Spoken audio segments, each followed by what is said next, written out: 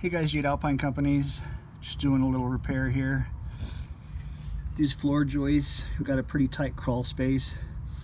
A few of them have deteriorated the bricks, so you the beam pocket, pretty much what it's called, has lost all of its support and deteriorated away. So I got some structural grout. We're gonna do a slow build up underneath this guy, get it nice and flush, and then we'll re-brick that up nice and tight, get that beam tucked in there so it's nice and secure again. See, like this side here, still in those bricks, real nice.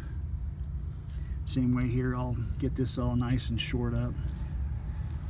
It's Alpine Companies. You can follow this project as it progresses on my website, www.alpinecompanies.com.